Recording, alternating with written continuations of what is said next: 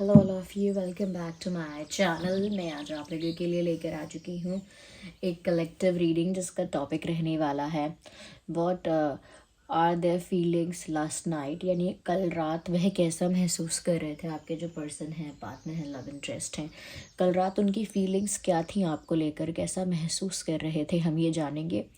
Reading general है, collective है, हो सकता है कि आपकी सिचुएशन के साथ एक्यूरेटली रेजोनेट करे, हो सकता है सिर्फ कुछ परसेंट रेजोनेट करे। तो ओपन माइंडेड होकर सुनिएगा और ज़बरदस्ती अपने आप को रीडिंग में फिट इन मत कीजिएगा।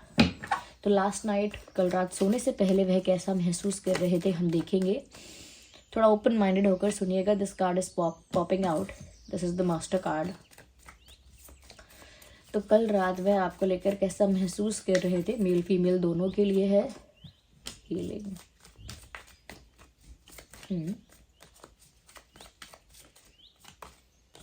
Experiencing, nice. The burden also. Let's take the last card. Okay. The laziness. Okay, so we have the cards here. सबसे पहले मैं यहाँ पर आपको ये बताना चाहूँगी कि कहीं ना कहीं ऐसा लगता है कि कल रात ही नहीं, आई थिंक ये जो इंसान है, इनका नेचर, इनकी पर्सनालिटी ऐसी ही है दैट हमेशा वो दूसरों के कंधे पे अपना दूसरों के कंधे के हेल्प से अपना वार करते हैं। यानी कि ऐसा है यहाँ पे कि जैसे ये ना डिपेंडेंट बहुत रहते हैं, दूसरे पर ही डिपेंड, या फिर दूसरे पर टालना। ऐसा लगता है कि इन्होंने ना बहुत ज़्यादा जो इन्हें खुद करना चाहिए वो बहुत ज़्यादा इन्होंने डेस्टिनी पर छोड़ दिया है। I can see it very clearly कि जो चीज़ें इन्हें खुद करनी चाहिए थी या करनी चाहिए अभी भी, वो इन्होंने किस्मत पर छोड़ रखी हैं। और डेस्टिनी पर छोड़ने से मतलब है कि वो फील तो करते हैं कि यहाँ कुछ होना चाहिए, बट वो खुद नहीं करते हैं। और अच्छा है, एक फेथ होना चाहिए यूनिवर्स पर, डिवाइन पर वो भी कहीं ना कहीं अपना कर्म करने के लिए, या जो आपको करना चाहिए उस सिचुएशन में, वो करने के लिए तो कहते ही हैं।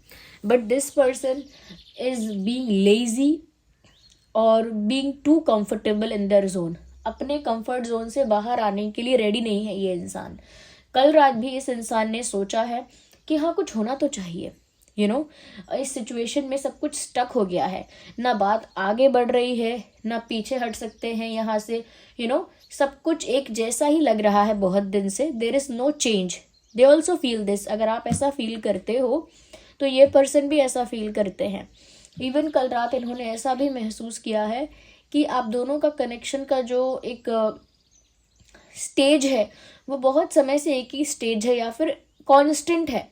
आप लोगों के बीच की जो चीज़ है वो कांस्टेंट है, उसमें कोई ग्रोथ, ये कोई रिडक्शन नहीं है, कुछ कम या ज़्यादा नहीं हुआ है, कोई चेंज नहीं आया है। एक तरह से आप लोग जिस स्टेज पर हो, जिस सिचुएशन पर हो, जिस कंडीशन में हो इस कनेक्शन में, वहीं पर स्टक हो गए हो। There is no movement forward और बैकवर्ड एनीवेयर। तो ये फील कर रहे थे कि कुछ होना चाहिए, कोई चेंज आना चाहिए, कोई मूवमेंट होनी चाहिए इस सिचुएशन में, लेकिन they were not ready to do it themselves. खुद करने के लिए रेडी नहीं है। They will sit and watch everything. वो बस बैठ के देखेंगे कि क्या क्या होता है, आगे देखो होता है क्या, ऐसे।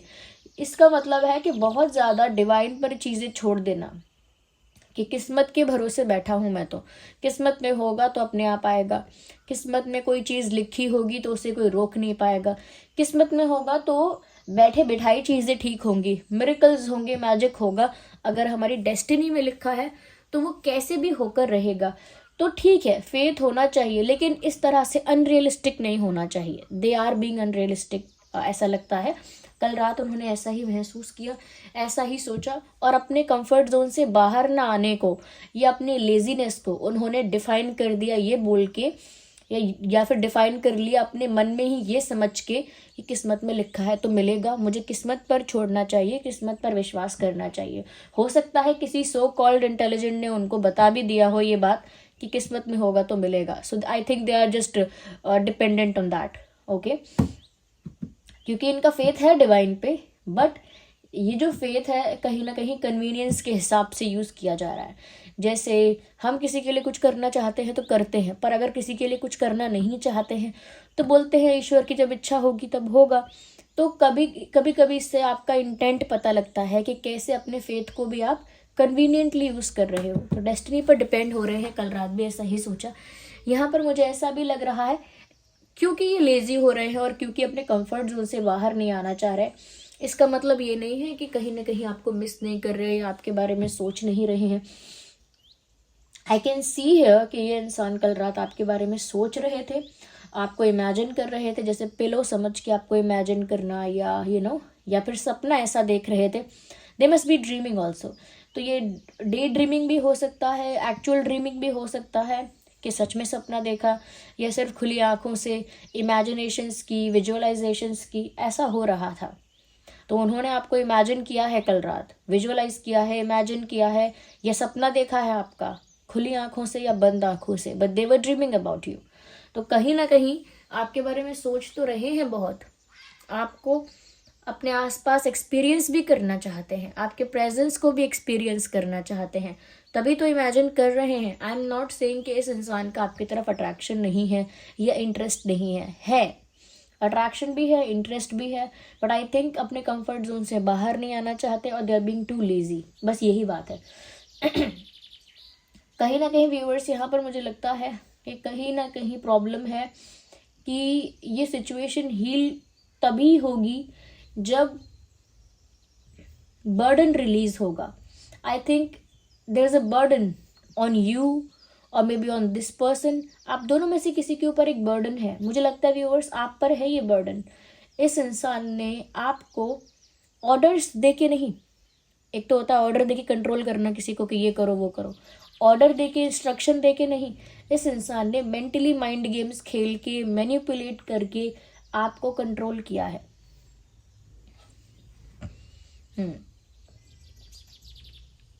आपको कंट्रोल किया है, आपके माइंड को कंट्रोल किया है, मेंटली मैनिपुलेट करके या माइंड गेम्स खेल के कहीं ना कहीं आपको ट्रिक किया है इस इंसान ने। और कहीं ना कहीं व्यूअर्स ऐसा लगता है कि अब आपका जो हार्ट चक्र है वो इतना बैलेंस नहीं है, कहीं ना कहीं ब्लॉक्ड कह सकते हैं, अनबैलेंस्ड कह सकते हैं। क्योंकि यहाँ पर क्या हो रहा है, आपके हार्ट चक्र पर अफेक्ट पड़ा है क्योंकि आपके इमोशंस के साथ खेला गया है। तो यहाँ पर आप इमोशनली बर्डन फील करते हैं, आपको लगता है कि इमोशनली आप घाटे में हैं। आपको ऐसा लगता होगा क्योंकि इस इंसान ने ऐसा बिहेव किया है जिसकी वजह से आपके ऊपर एक बर्डन आ गया है, एक बैगेज आ गया है। उस बैगेज को आप कैरी कर रहे हो विदाउट नोइंग वाई, जानते भी नहीं हो आप कि क्यों इसका बोझ आप उठा रहे हो। ये एक मेंटली इंसान को ट्रिक करना हुआ, माइंड गेम खेलना हुआ। इस इंसान ने आपके साथ माइंड गेम खेला है कल रात। मुझे ऐसा लगता है इन्होंने माइंड गेम इसीलिए नहीं खेला कि इनको आपको चीट करना है, बिट्रे करना है। इन्होंने माइंड गेम इसीलिए खेला है बिकॉज ये सिचुएशन को अपने अकॉर्डिंग कंट्रोल करना चाहते थे और अपने अकॉर्डिंग सिचुएशन को चलाना चाहते हैं। आपको चीट करना नहीं चाहते। इनका इंटेंट है कि आप सिचुएशन को अपने अकॉर्डिंग चलाओ और उसके लिए अगर थोड़ा मैनिपुलेट करना पड़े, माइंड गेम्स खेलने पड़े तो खेल लो, कोई बड़ी बात नहीं है। इसकी वजह से आप हर्ट हो, आपका जो हार्ट है ना कहीं आपका दिल बहुत अफेक्ट हुआ है। या तो आप व्यूअर्स बहुत बर्डन में हो और ये जो इंसान है कहीं ना कहीं अभी भी मेंटली आपको कंट्रोल कर रहे हैं, even if they are not talking to you. अगर ये आपसे दूर भी हैं, बात भी नहीं कर रहे हैं, तभी भी मेंटली आपको कंट्रोल कर रहे हैं। इसीलिए आप इमोशनली बहुत हैवी फील कर रहे हो और इसीलिए आपको हीलिंग की भी ज़रूरत है। That is why you need healing, that is why you are feeling heavy and burden. तभी आप बहुत हैवी और बर्डन महसूस कर रहे हो।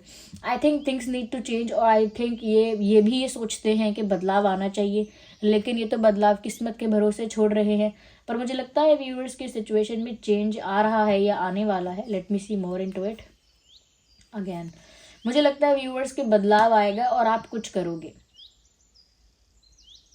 क्योंकि मुझे लगता है कल रात ये इंसान एक्सपेक्ट कर रहे हैं कि अपने आप हो। अपने आप नहीं होगा viewers, I think you will do something.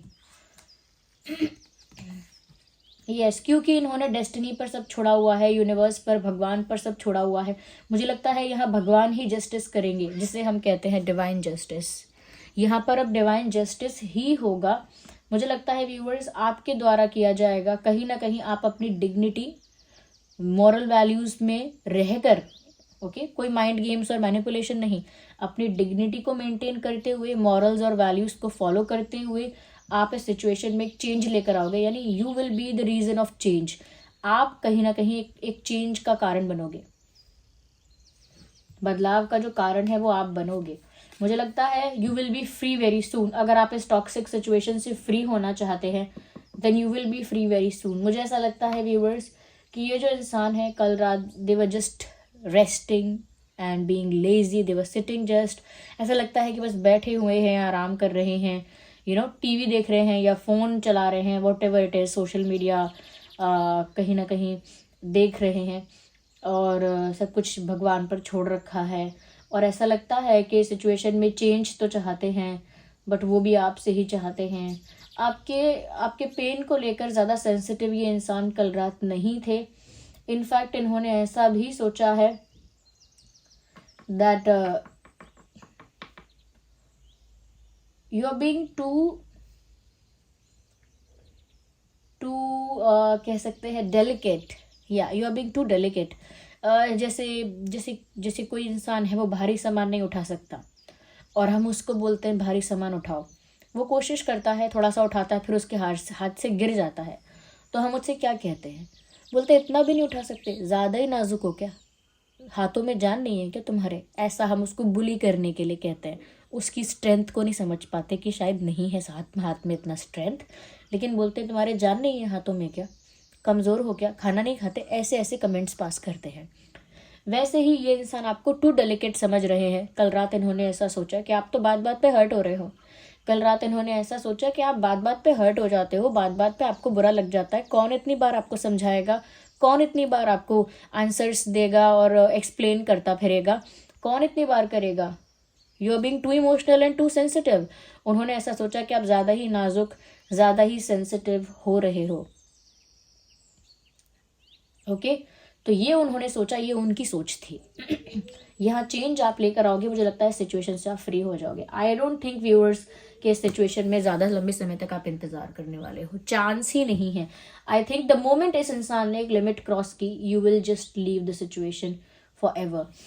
अगर जैसा भी इन्होंने बिहेव किया है, यू ऑलरेडी एक्सेप्टेड दैट। इन्होंने जैसा भी बिहेव किया है आपने टॉलरेट किया है, झेला है, एक्सेप्ट किया है, बट नॉट एनी मोर। अब आगे नहीं होगा, क्योंकि डिवाइन जस्टिस यहाँ पर होगा और वो आपके ज़रिए ही होगा। देखिए, डिवाइन खुद तो आएंगे नहीं आपके लिए जस्टिस करने के लिए स्पेशली, लेकिन आपके ज़रिए ही वो जस्टिस करेंगे। आप ऐसा कुछ करोगे जिससे आप इस सिचुएशन से फ्री हो जाओगे and you will set an example. आप एक एग्जाम्पल भी सेट करोगे या you will get to know something. आपको कुछ पता लगेगा इस इंसान के बारे में, और ये डिवाइन ही करेंगे कि जैसे हम कहते हैं ना कि ये बात मुझे पता चल गई पहले ही। शायद भगवान ही चाहते थे कि मुझे पहले ही पता चल जाए।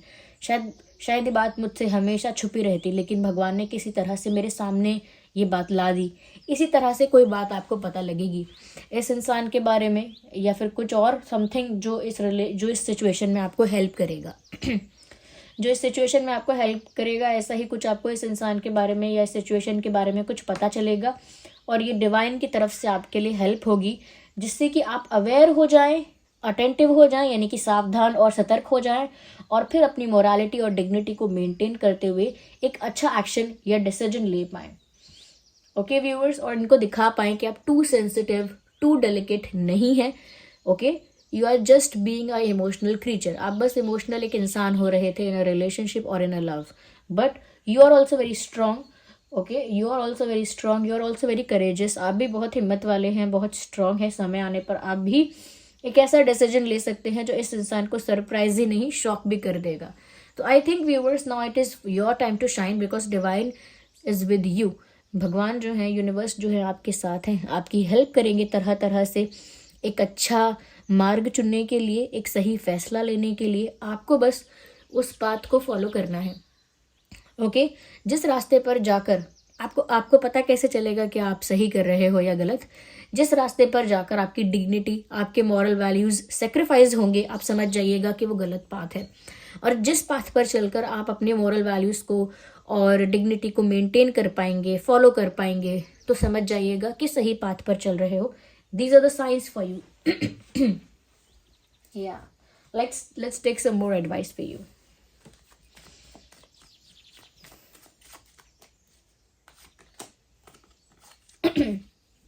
Nice. Wise one. Grow within your current situation. यहाँ पर बोला जा रहा है जो भी आपकी करंट सिचुएशन है, do not cry about it, be wise and grow within that. यानी कि जो भी वर्तमान परिस्थिति है उसी में से आपको उभर कर आना होगा, उसी में से आपको ग्रो करना होगा। ऐसा नहीं सोच सकते कि पहले मुझे कीचड़ से तो निकालो फिर मैं कुछ करूंगा। आपको कीचड़ से भी खुद ही निकलना पड़ेगा। ओके, अगर आप ऐसा सोचते हैं कि हाँ आई विल डू समथिंग लेकिन पहले मुझे कीचड़ से बाहर निकालो, तो आपके लिए गाइडेंस ये है कि कीचड़ से भी खुद ही बाहर निकलो, उसी सिचुएशन में ग्रो करो, उसी सिचुएशन में चेंज लेकर आओ, वाइसली, बी वाइस। ओके, तो ये गाइडेंस आपके लिए है आपके एंसेस्टर स्पिरिट्स की तरफ से। Let's see more. Well we have a card here. एक कार्ड ही अनफोल्ड हुआ है which is the card of snake and it says shed old skin, whatever the old you have just release it. इस रिश्ते का जो भी एक कह सकते हैं हैबिट, पैटर्न, या जो भी आपकी लाइफ में अभी तक है उसको रिलीज करने का टाइम आ गया। जैसे स्नेक होता है ना, एक समय के बाद स्नेक जो होता है अपनी अपर मोस्ट लेयर को रिलीज कर देता है to get the new one. एक नई लेयर आने के लिए वो पुरानी लेयर को रिलीज करता है। इसीलिए स्नेक के मैसेज में कहा जा रहा है शेड द ओल्ड स्किन, यानी कि जो भी आप व्यूवर्स, आप भी कुछ नया आने के लिए पुराने को रिलीज करिए। मैंने आपसे अभी भी कहा था कि आप फ्री होने वाले हैं इस सिचुएशन से। यहाँ पर भी उसका मीनिंग यही है कि कुछ पुराना ऐसा है जो आपके लिए अब बेनिफिशियल है ही नहीं, कुछ पुराना ऐसा जो अब आपके लिए किसी भी तरह से हेल्पफुल या फायदेमंद नहीं है, उसको रिलीज करके कुछ न्यू पाने के लिए रेडी रहिए। लेकिन पहले रिलीज कीजिए जो रिलीज करना है। Okay, be strong viewers, be wise, be strong and be wise, be strong and ignore my coughing throat. Okay, यहाँ पर है track down your fears and desires. देखिए व्यूअर्स, इस सिचुएशन में क्यों आप स्टक हो, क्यों आप बहुत कुछ सहते चले गए हो, क्यों आपने एक बर्डन कैरी कर लिया और अपने ऊपर एक बैगेज रखा, क्यों आप ट्रैप्ड रहे इस सिचुएशन में, दैट इज वाई। ये इसीलिए बिकॉज यहाँ पर ना आपके अंदर कुछ डर है और कुछ आपके सपने हैं। आपके सपने इस इंसान के साथ आपने सजा लिए थे, जैसे शादी, जैसे रोमांस, जैसे एक अच्छी डेट, XYZ। सबके अलग अलग सपने होते हैं। कोई चाहता है शादी हो, कोई चाहता है हम ट्रैवल करें, कोई चाहता है हम बस प्यार से रहें। People want different things. आपने भी कुछ सपने इस इंसान के साथ सजाए थे एंड उन सपनों के लिए आपने इस इंसान पे भरोसा किया था। ओके, और अब आपको इस इंसान से दूर होते हुए या एकदम से कट ऑफ होते हुए डर लगता है कि आप इमोशनली अपने आप को संभाल पाओगे कि नहीं। उन सपनों का क्या होगा जो आपने देखे हैं, उस विश्वास का क्या होगा जो आपने मेंटेन किया था, ट्रस्ट मेंटेन किया था। और इतने समय से आप अगर इंतज़ार भी कर रहे थे कि सब कुछ ठीक हो जाएगा, उस बात का क्या होगा, इतना पेशेंस रखा था उसका क्या होगा। तो व्यूवर्स, पहले तो अपना फियर हटाइए। आपका फियर ये भी हो सकता है कि इस इंसान से अगर मैं दूर हो गई तो या हो गया तो मैं रह कैसे पाऊंगा, या मुझे कोई प्यार करने वाला फिर कभी मिलेगा कि नहीं मिलेगा, मेरी लव लाइफ तो स्पॉइल हो जाएगी। बहुत सारे और भी फियर्स आपके अंदर हो सकते हैं। डर को बाहर निकाल फेंकिए। आप कुछ अच्छा डिजर्व करते हैं तभी पुराना कुछ निकलने वाला होता है लाइफ से। दिस इज द रूल, यही रूल है। ओके, कभी ऐसा नहीं होता है कि हम जो हमारी लाइफ से चला गया है या जा रहा है हम वही डिजर्व करते थे, और जो नया आने वाला है हम तो वो डिजर्व ही नहीं करते, वो क्यों आ रहा है। ऐसा कभी नहीं होता है। तो व्यूअर्स, डर को निकालिए पहले। आप क्या खो देंगे? आप कुछ नहीं खोएंगे। आप इनके आने से पहले भी कंप्लीट थे, इनके रहने वक्त भी कंप्लीट थे, ये आपकी लाइफ में अगर चले भी जाएंगे तो भी आप उतने ही कंप्लीट रहेंगे। ऐसे लव लाइफ में, जो लोग लव लाइफ में सफ़र करते हैं, क्यों अक्सर देखा जाता है कि स्पिरिचुअलिटी की तरफ चले जाते हैं या उनका इंटरेस्ट वहाँ ज़्यादा हो जाता है, अध्यात्म की तरफ रुचि उनकी ज़्यादा हो जाती है। क्यों हो जाती है? क्योंकि व्यूअर्स, उनको अपने पेन से बाहर आने का मार्ग जो होता है वो अध्यात्म में मिलता है। क्योंकि अध्यात्म क्या बताता है कि तुम्हें सुख और दुख का अनुभव हो ही नहीं सकता, क्योंकि तुम ये शरीर नहीं हो, तुम ये शरीर ही नहीं हो। तुम अपने आप को इस सुख दुख से आइडेंटिफाई कैसे करोगे? दुख किसको हो रहा है? एक इंडिविजुअल को। एक इंडिविजुअल यहाँ पर क्या है? बॉडी या सोल? जब इंसान डिफरेंशिएट करने लगता है कि मैं माइंड भी नहीं हूँ, मैं अपनी मेमोरी भी नहीं हूँ, जो मेरी याद में लोग हैं, जो मेरी यादों में डाटा है इतना सारा, वो मैं नहीं हूँ। जो मेरे थॉट्स में क्रिएट कर रहा हूँ, जो दुख मेरे दिमाग में आ रहा है, जो डर मेरे दिमाग में आ रहा है, वो भी मैं नहीं हूँ। जो बॉडी रो रही है, हंस रही है, वो भी मैं नहीं हूँ। तो फिर मैं कौन हूँ? जब इंसान समझ पाता है कि शायद इस दुख का कारण मैं हूँ ही नहीं, ना ये दुख मैं क्रिएट कर सकता हूँ, ना मैं इसे एंड कर सकता हूँ, आई थिंक ये मेरा नहीं है, it is not my stuff to do, then you get detach. फिर आप डिटैच हो जाते हैं। तो व्यूअर्स, इसीलिए प्यार में जो लोग सताए हुए तकलीफ में होते हैं वो अध्यात्म की तरफ चले जाते हैं। लेकिन कुछ लोगों का आपने ऐसी गति भी देखी होगी कि अध्यात्म की तरफ नहीं जा पाते हैं, तब तक संगत और कुछ लोग उनको गलत चीज़ों पर धकेल देते हैं। जैसे उनका रिलेशनशिप फेल होता है तो वो चीटिंग करना भी स्टार्ट कर देते हैं, मल्टीपल रिलेशनशिप्स में जाने लगते हैं। ओके, उनकी हैबिट ऐसी हो जाती है। या फिर वो इतना ज़्यादा अल्कोहल कंजप्शन में, इतना ज़्यादा ड्रिंकिंग, स्मोकिंग एक्सेट्रा एक्सेट्रा में इतना डीपली एडिक्ट हो जाते हैं उन चीज़ों के कि वहाँ उनकी लाइफ स्पॉइल हो जाती है, क्योंकि उनको एक पाथ नहीं मिलता। और जिन लोगों को पाथ मिल जाता है कि मुझे अपने दुख का निवारण अध्यात्म में तलाशना होगा कि जीव इतना अटैच होकर दुखी होता क्यों है, तब समझ में आ जाता है आपको। तब सब समझ में आ जाता है कि मेरा कर्मा था, ये इंसान क्यों आया था, क्यों मैंने झेला है और अब मुझे कहाँ जाना है। सब कुछ क्लियर हो जाता है। ओके, तो ये यहाँ पर आपके लिए गाइडेंस थी व्यूवर्स। अपने डर को और अपनी कामनाओं को, यानी आपकी इच्छाएं जो हैं कि मुझे इस इंसान के साथ ऐसा चाहिए था, वैसा चाहिए, हो सकता है आपकी कामनाएं, इच्छाएं बहुत छोटी छोटी हैं, इससे बड़ा लाइफ में आपको मिलने वाला हो, इससे बहुत बेटर लाइफ में आपको मिलने वाला हो। ओके, आपने देखा ही होगा सोशल मीडिया पे यहाँ वहाँ कई लोग सोचते हैं कि मैं एक बड़ा बिजनेसमैन बन जाऊं या मैं एक IITian बन जाऊं, और उसके बाद उन्हें सुख शांति फिर भी नहीं होता। तो इसीलिए जो आप सोचते हो कि मुझे सुख देगा, जो मेरे लिए बेस्ट पॉइंट ऑफ टाइम होगा मेरा, ज़रूरी नहीं है कि वही आपका बेस्ट पॉइंट ऑफ टाइम हो। Okay, so you never know, just trust the process and go with the flow. This is the reading and I hope it was helpful for you. देखिए, मैं कोई नेगेटिव रीडिंग या positive reading नहीं कर सकती, I just read the cards. मैं बस आपको एनर्जी चैनल जो होती है वो बताती हूँ, जो भी मैसेजेस यहाँ चैनल होते हैं वो मैं आपको बताती हूँ। I can not create them, I can not destroy them, मैं ऐसा कुछ नहीं कर सकती। इसीलिए कुछ लोग बोलते हैं कि रीडिंग नेगेटिव है, ये है वो है। रीडिंग शुगर कोट करके भी नहीं की जा सकती कि जैसे किसी ने आपका सामान चोरी कर लिया है और आप पूछे मेरा सामान क्या चोरी हुआ है, तो मैं कार्ड में देख लूँ हाँ चोरी हुआ है, फिर भी मैं बोल दूँ कि नहीं नहीं वो चोरी नहीं हुआ है, एक्चुअली आप कहीं रख के भूल गए हैं, दिस एंड दैट, तो हम उसको पॉजिटिव नहीं बना सकते। अगर चोरी हुआ है तो यही बोलेंगे कि हाँ चोरी हुआ है, किसी ऐसे इंसान ने चुराया है, फिर चाहे आपको हर्ट हो या खुशी हो। ओके, तो शुगर कोट करके रीडिंग अगर करने लगेगा कोई भी, तो ये समझ लीजिएगा कि वो अपने साथ कोई अन्याय नहीं करेगा, आपके साथ ही अन्याय करेगा, बिकॉज उसमें आप चीट हो रहे हो। Okay, so this is the reading. Comment करके बताइए कितनी हेल्पफुल है, और एंजल नंबर टाइप करके रीडिंग को क्लेम करिए, और जिस भी फॉर्म ऑफ गॉड पर आपका फेथ है कमेंट्स में उनको थैंक यू लेके चलिए। मिलते हैं अगली रीडिंग में, तब तक के लिए बाय बाय फैमिली।